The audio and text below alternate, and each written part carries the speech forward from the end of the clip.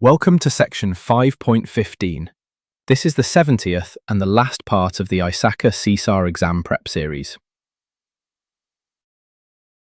In this session, we'll cover evidence collection and forensics. What are the different kinds of investigation? What types of computer forensics exist? What are the steps of a forensic investigation? Why is the chain of custody so critical? And how do you handle digital evidence without ruining it? Why does this matter on the job? Because one wrong move destroys the evidence. Picture a serious breach at your company. Someone reboots the affected server to take a look. In that instant, key evidence may be gone. Good forensics is about discipline under pressure. Your job is to make sure the evidence still stands up later. So what are the different kinds of investigation? The type shapes how careful you have to be. An administrative investigation is internal. It gathers facts so the right people can decide what to do. A criminal investigation involves a suspected crime. Here the bar is high. Guilt must be proven beyond a reasonable doubt, and you may have to share evidence with the defense. A civil investigation is one party suing another. The bar is lower, just a preponderance of evidence. A regulatory investigation comes from an oversight body. You're required to cooperate and hand over what's asked. An industry standards investigation checks adherence to a standard, and a forensic investigation gathers evidence for court. It's the most rigorous of them all. What types of computer forensics exist? They sort by where the evidence lives. Database forensics examines data inside databases. Email forensics recovers and analyzes email content. Mobile forensics pulls evidence from phones and tablets. Memory forensics looks at what's live in memory right now. Network forensics studies traffic to trace an attack. And malware forensics dissects malicious code to understand it. The lesson is simple. Different evidence lives in different places, so pick the right approach. What are the steps of a forensic investigation? They follow a defined sequence every time. First response, the moment the team gets involved. Then search and seizure of the devices in question. Then evidence collection, handled with great care. Then evidence security, storing it safely from contamination. Then data acquisition, retrieving the stored information. Then data analysis, turning raw data into real evidence. Then evidence assessment, tying it back to the incident.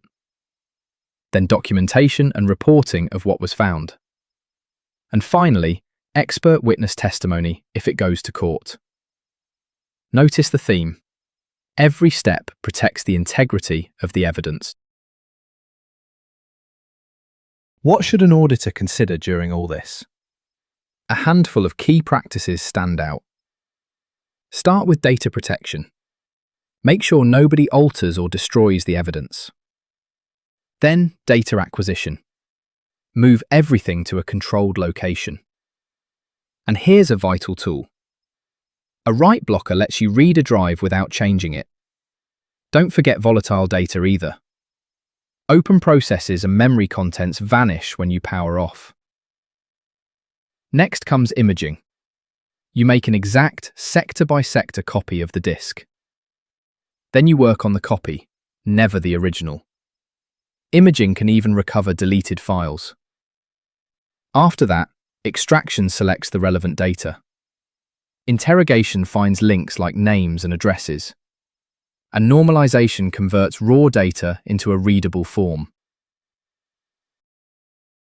Then there's reporting, and it has a twist.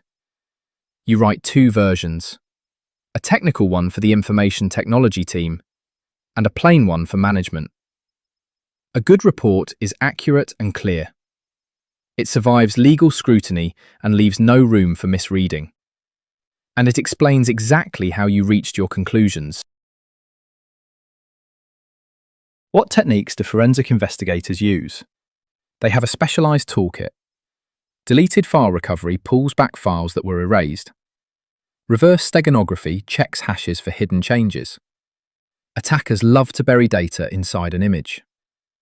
Cross-drive analysis compares data across several drives. It spots anomalies by cross-referencing events. Live analysis examines volatile memory while the system runs. And stochastic forensics reconstructs activity with no artifacts left behind. That last one is built for insider data theft, because insiders rarely leave the usual traces. A few tools support the work. Acquisition tools make the trusted mirror image. A digital evidence bag secures and tracks physical evidence. Analysis tools examine the image for clues. And file recovery tools resurrect deleted files for review. Why is the chain of custody so critical? Because it's what makes evidence admissible in court. The chain of custody documents how evidence is handled, who touched it, when, and what they did with it. Think of it as an unbroken paper trail. Any gap and the evidence can be thrown out. Here's a concrete example. If you boot a suspect's computer, the startup writes to the drive. Now you've changed the evidence, and you can't take it back. That's exactly why specialists make a true copy first. The chain proves your copy matches the original. How do you handle digital evidence without ruining it? Follow a set of best practices. Prevent contamination and never work on the original. Keep a clear chain of custody at all times. Use hash values to detect any tampering. A changed hash means the evidence was altered. Secure the storage devices and the media. Keep mobile devices isolated. Put a phone in airplane mode inside a shielded bag. That stops a remote wipe or a stray signal. Know when to step back and call in the experts. Don't change the device's power state. If it's on, leave it on. Log every time evidence is signed out. Install write-blocking software to keep data read-only. And remember, evidence isn't only on the hard drive. Chat logs, message headers, and websites all tell part of the story. Let's bring it together. The type of investigation sets how careful you must be. Different evidence lives in different places. Forensics follows defined steps that protect integrity.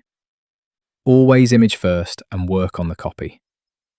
The chain of custody is what makes evidence hold up. And careful handling keeps it admissible. Master this and your evidence will stand when it matters most. The MCQs covering all the topics and concepts from this session are available on RooCloud.com. Thanks for watching. If you have any questions or feedback, post a comment below or email us. I wish you all the very best with your CISA exam preparation.